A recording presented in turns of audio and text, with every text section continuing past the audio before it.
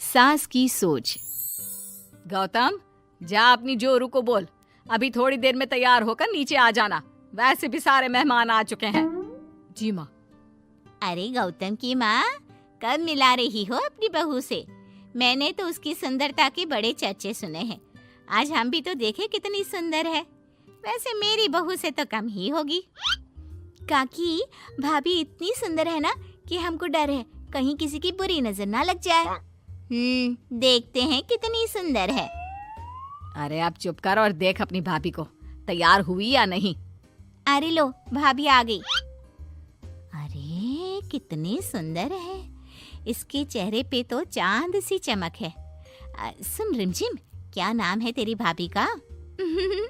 सही पहचाना आपने, चांदनी है मेरी भाभी का नाम। क्या हुआ काकी, मुंह से बाहर शब्द नहीं निकल रहे?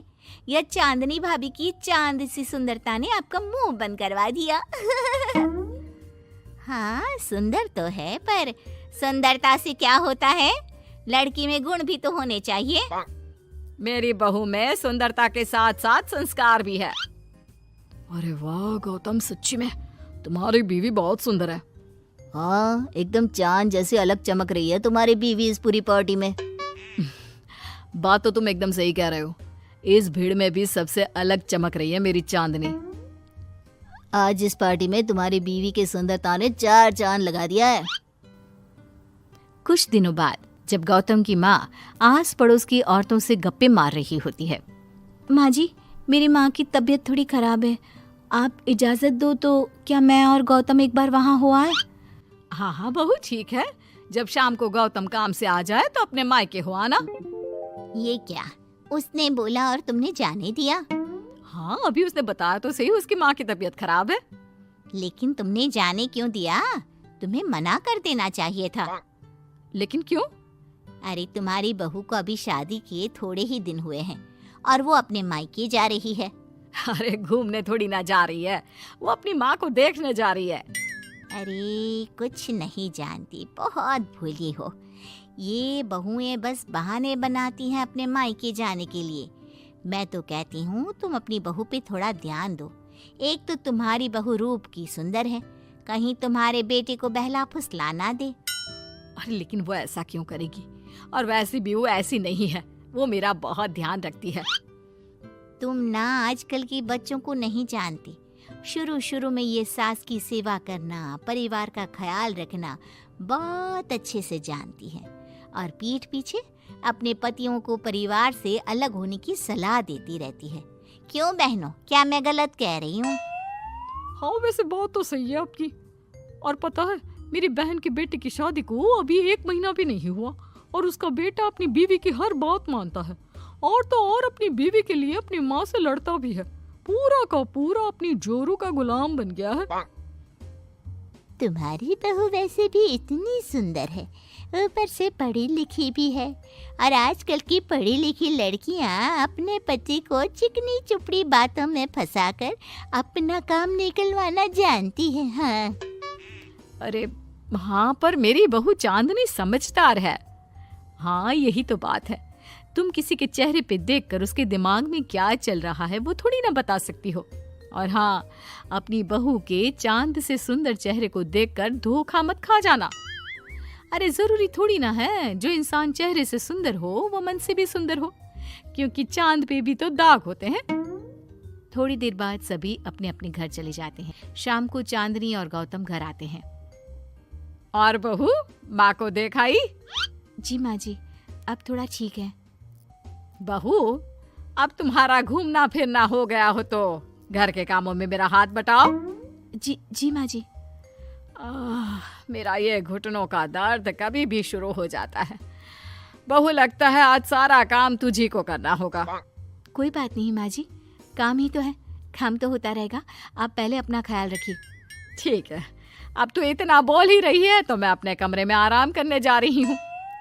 अगले दिन सुबह जब गौतम ऑफिस के लिए निकल रहा होता है।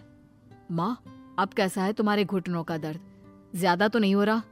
नहीं तो शाम को चांदनी आपको डॉक्टर के पास दिखाएगी। तुझे किसने बताया? बहू ने इतनी जल्दी तेरे पास मेरी चुगली भी कर दी? माँ, माँ चुगली नहीं, उसे आपकी चिंता है इसलिए उसने मुझे बताया। उसे डर था कहीं आपका दर्द बढ़ ना जाए।